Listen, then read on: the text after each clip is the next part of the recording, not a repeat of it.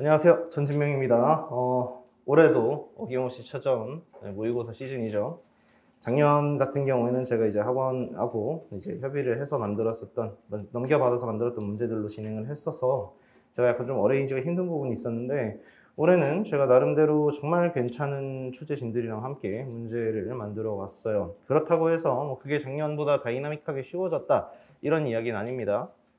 다이나믹하게 쉬워진 건 아니지만 이 어디 평균 점수가 낮다고 해서 고득점자가 안 나오는 그런 시험은 이제 아니에요. 오늘 시험 같은 경우에도 평균 점수 자체는 50점대로 그렇게 쉬운 시험이 아니었지만 이 총 인원수에서 77.5점도 이제 나온 사람이 있죠. 그래서 고득점이 가능하지만 여러분들 분포가 평균에 좀 많이 몰려있는 뭐 그런 점수라는 거, 그리고 아예 점수가 이제 30점 미만이신 분들도 조금 보이시는 것 같아요. 그런데 제가 이제 문제들 보면서 몇 가지를 생각을 해본 게 좀 있긴 한데, 이거 제 오류인지 여러분들의 오류인지 뭐 하나하나 다 살펴봐야 되겠지만은 아주 꼼꼼하게 보지 않는 그런 습관들이 좀 있었던 것 같아요. 일단은 제가 뭐 첫 번째 문제 같은 경우는 저희 오류일 수도 있을 것 같아서 확인해 보겠지만, 뭐 맨 마지막 40번 문제 같은 거 이제 답을 완전히 다른 걸 선택을 하셨는데 단어를 하나하나 꼼꼼하게 살펴보도록 만들어 놓은. 저 항상 그렇잖아요. 여러분들 문장에서 키워드 하나 살짝 잘못 보면 무조건 틀려. 제 모의고사는. 그거는 하나 생각을 해 두셔야 될 것 같고요. 이제 답 자체가 크게 바뀌어 있는 부분은 없을 거예요. 네, 한번 내용 보도록 합시다. 일단 첫 번째 문제가 정답률이 좀 낮게 나와서, 요거는 좀 심하게 나와서 혹시 뭐 제가 잘못 본 게 있나 검토를 같이 한번 좀 해보면 좋을 것 같아요. 여러분들이 생각하시는 것보다 꽤나 많은 학생들이 이 문제를 먼저 풀어보고 왔기 때문에 아마도 문제가 없을 것 같긴 한데, 네, 정답률이 심각하게 낮은 걸 봤을 때는 제가 잘못했을 수도 있겠죠.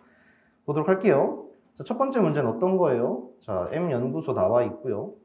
이 연구소에서 이제 사람들 두고 있는 거. 말이 연구소지. 연구소에서 어떻게 해야 되는가. 이것도 있지만 그 밑에 임원 내용들 나온다. 이 3조에 해당하는 거는 우리 시험에 뭐 맨날 나오는 거니까 이런 거 하나 기억을 해 두시면 좀 좋을 것 같고요.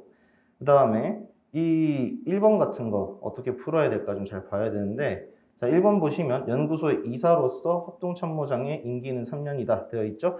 자, 연구소 나와 있는 것 중에 제가 3조에서만 우리가 이제 인원들 다루고 있다라는 거를 방금 살짝 말씀을 드렸었는데, 하단만 보면 되는 거예요. 하단만 이렇게 싹 보시면 될 것 같고요. 그때 임원으로 소장 1명, 15명 이내에 이사, 그리고 감사 1명을 둔다 돼 있고, 임원은 소장과 감사를 제외하고는 전부 다 비상근으로 한다, 이렇게 되어 있어요. 비상근으로 한다. 그래서 이제 이사 같은 경우는 쭈르륵 이런 사람들이 된다라고 나와 있고요. 감사는 국방부 장관 승인을 받아야 된다. 소장과 감사의 임기는 2년으로 하며 거리되었을 때는 전임자의 남은 임기 기간으로 한다. 임명직 이사의 경우에는 3년으로 한다, 이렇게 되어 있어요. 그런데 이게 또 어떻게 보면은 정말 더 좀 치사한 부분에서의 문제일 것 같긴 한데, 여기 내용 보시면 이사는 다음 각호의 사람과 임명직 이사라고 나눠져 있죠. 이걸 여러분들이 꼼꼼하게 읽었어야 돼요. 당연직 이사와 그리고 임명직 이사로 구분이 되고, 그 중에서 다음 각호는 어떤 사람들이에요?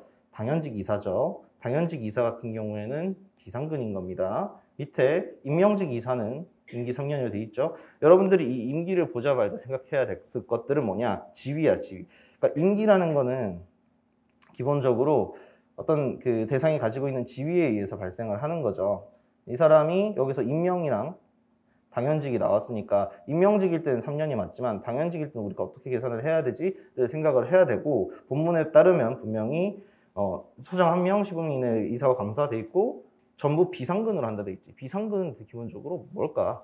이것도 한번 생각을 해보고, 그 다음에 당연직 같은 경우에는 기간이 어떻게 되는지 정해져 있지 않으니까 이것도 판단하기가 어렵겠다, 이 생각을 하셔야 된다. 그리고 한번 생각해봐. 당연직 위원들이라고 하면 우리 기출문제 뭐라고 나와 있었어요? 그 사람이 그 지위에 있는 동안 이 당연직 위원들의 임기잖아. 그래서 비상근이긴 한데 임기는 3년이 아니라 N년이다. 그 사람이 그 지위에 있는 그 동안이다. 이렇게 생각을 한다면 1번은 답을 고를 수가 없는 거죠. 자, 그러면 여러분들이 왜 1번을 골랐을까를 생각을 해봐. 왜 1번을 골랐을까? 3년이라는 단어가 나와 있으니까. 여러분들이 키워드 매칭하는 거에다 포인트를 맞춰서 그런데, 합동참모의장이라고 해서 패러프레이징 된 단어가 나왔을 때는 이 패러프레이징 된 단어가 가지고 있는 지위에 대해서 꼼꼼하게 살펴볼 필요가 있었다. 그것 때문에 여러분들이 1번 선지를 매력적인 오답으로 생각한 것 같다, 이렇게 보면 될 것 같아요. 자, 그 다음에 연구소, 2번 선지 보시면, 뭐, 감사는 이사장이 선임하되 국방부 장관의 승인을 받아야 된다. 뭐, 이거는 뭐 거의 고르신 분들 없으니까 넘어가도 될 것 같고요. 3번에서 연구소가 주된 사무소의 소재지를 변경하려는 경우에 국방부 장관의 승인을 받아야 된다라고 되어 있는데, 이거는 이 아래쪽 볼 필요 없겠지. 위에를 봐야 되겠죠? 위쪽을 봐야 될 것 같고요. 그 다음 위쪽에서, 이제 정관, 소재지 이사회에 관한 사항 및 정관에 대한 거는 정관 변경에 대한 것은 정관으로 정해야 되고, 정관 같은 경우는 인가를 받아야 된다고 돼 있죠. 승인과 인가가 같은 겁니까, 여러분? 자, 아니죠. 분명히 우리가 행정법 시험 칠 때는 승인, 인가를 구분한단 말이야. 근데 왜 여기서는 구분하지 않았을까? 이것도 여러분들이 굉장히 많이 하는 실수다. 그래서 사실은 1번, 3번을 보고 이게 다 함정이잖아. 다 함정이란 말이야. 여기서 다 걸러지고 나니까 끝까지 안 가는 거야. 끝까지 안 가니까 어떻게 보면 5번 선지가 상대적으로 쉬운 답이 될 수 있음에도 불구하고 그까지 간 사람도 없는 것 같다. 자, 그럼 5번 한번 볼게요. 연구소가 정부 출연금 지급 신청한 상대방은 연구소의 비상근 이사다 되어 있는데 위에 가서 한번 볼게요. 출연금 지급은 어디서 나올까? 이쪽에서 나오겠지. 정부의 출연금은 방위사업청장이 매년 예산에 계산하여 지급한다라고 되어 있고요. 그러면 이 계상하는 사람, 예산에 계상해서 지급하는 사람이잖아. 이 방위사업청장이 신청 받은 거를 계산서에 올리고 돈을 주는 사람이야. 이해되세요? 그러니까 이 2번 선지, 그러니까 이 항에 나와 있는 내용이 얘네가 방위사업청장이 서류를 낸다가 아니라 받은 서류를 정리를 해서 돈을 준다는 거야. 이 문장을 여러분들이 놓치면 안 된다. 그러면 방위사업청장이 연구소의 비상근 이사인가? 비상근 이사 맞죠? 여기 비상근 이사 나와 있죠. 이렇게 해서 5번이 된다. 사실 저는 이 문제가 그렇게까지 어려운 문제라고 생각을 안 했어요. 지금 정답률이 정말 말도 안 되게 나온 거라고 생각을 하는데 아마도 여러분들이 아직까지 이 모의고사 풀이를 좀 안 하다가 이제 자료 해석만 좀 하다가 넘어와서 그랬을 거라 생각하고요. 이런 함정 같은 경우에는 쉬워 보이는 문제들에서 여러분들이 이제 시간을 굉장히 많이 날리게 하거나 아니면은 전체적인 흐름을 망가뜨리는 문제가 될 수 있기 때문에 꼼꼼하게 보는 연습을 할 필요가 있습니다.